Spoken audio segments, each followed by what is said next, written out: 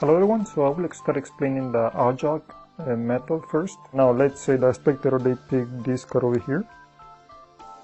Notice I'm hitting the long side while pointing the selection, in this case the 9 of clubs.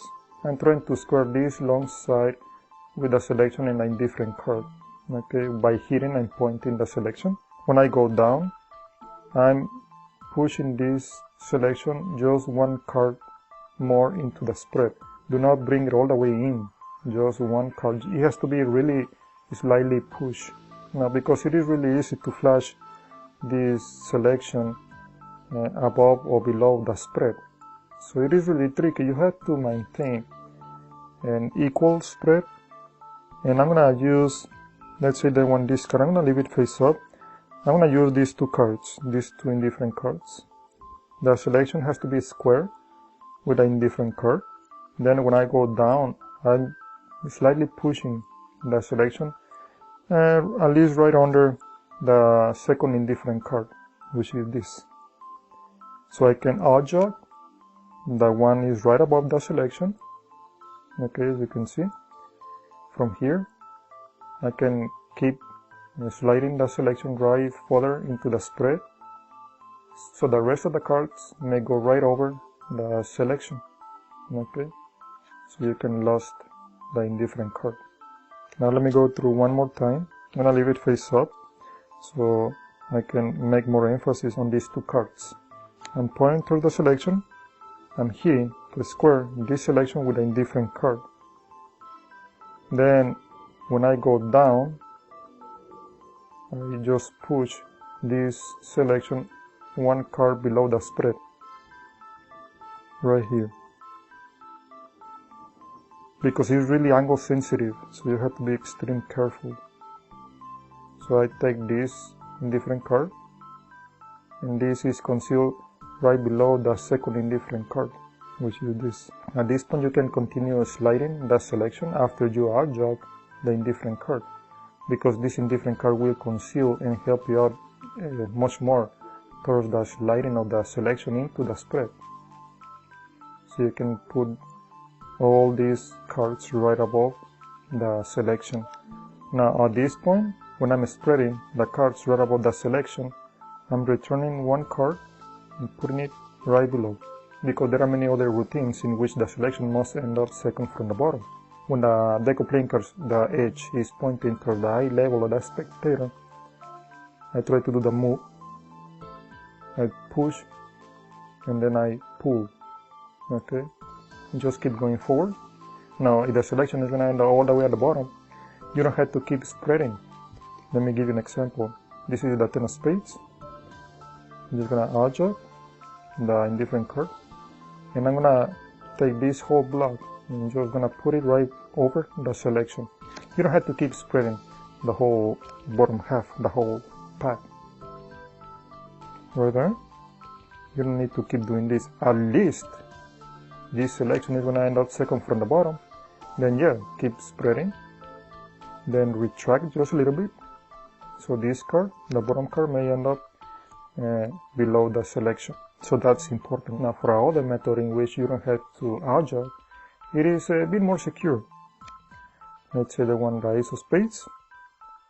I'm going to rise this pack right over the selection. I'm just going to retract the whole card right under the spread. Now this is crucial because I've been watching a lot of magicians in which they flash this control, the 5 of spades. When they slide it right under, you still can see this little corner when they slide it, and because it is 45-degree angle, it's more sensitive. So this is what I do. When I point towards the selection, I raise this hand and I move this finger right above, okay, to conceal the front over here. And it doesn't look too suspicious, you know. That is why I'm putting my fingers right above. Now, in this control, this is very important. I'm using the indifferent card. Let's say they want the ace of spades. They want this card. I'm trying to square the selection in a indifferent card by hitting and pointing the selection. And I'm going to hold the indifferent card with my thumb. So when I push the selection into the spread, the spread from above remains equally separated. Okay, so there is no much difference. This is happening from below. To not close, I'm pushing with my thumb right here this little section from the spread, so I can slide the selection right below the spread. But notice nothing happens from above, only from below. So when I bring this hand, I point, I'm trying to push a little further out this indifferent card. So it's easy for me just to hold it in position. So I can slide this card below, and the spread may remain equally separated. When I raise my hand to cover the selection, and when I go down, I start doing the move. I slide the selection, and I keep spreading right over, but obviously with the fingers over here. And when I move my fingers to the front to cover over here, I'm also clipping it with a ring finger and folding the selection so it minimizes any exposure. That's what is happening. Very quickly, the selection, I slide it right here with these fingers over here. The one is holding the bottom half. I'm gonna slide it, move fingers over here. You see I already hold it in position so I can keep spreading right over the selection. In the same situation, in case you wanna keep it a second from below, I'm spreading right over the selection. And when you reach the bottom card, you can just retract it and put it right below, so you end up with a selection second from the bottom. And that's it. So now a very quick recap for both controls. Pointing, squaring with the index, the long side, holding over here, and because this is going to be the Ajax method, I'm using the twin different cards over the selection, which this is the selection, and these are the twin different cards. I'm going to hold them with my thumb, so when I push the selection, it's going to be right below the second indifferent card. This is the selection, this is the second indifferent card. So I can move out the first indifferent card, and I started sliding the selection, so I can spread right over.